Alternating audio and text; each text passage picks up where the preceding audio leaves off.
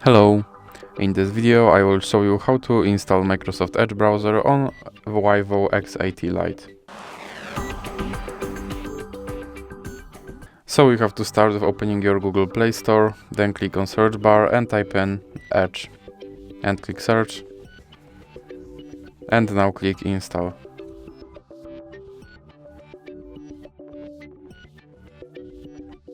Now you can click open. And here click skip introduction. Now you can set this browser as your default browser, or you can click not now. Here you can customize your home page, or you can click not now. Now you can sign in to sync your data, or you can click not now. And now you have to confirm your data and privacy settings. And here you can try out Copilot, or you can just click start browsing. And now your Microsoft Edge is installed and is ready to use. So that's it for this video. If you liked it, please remember to leave like and subscribe.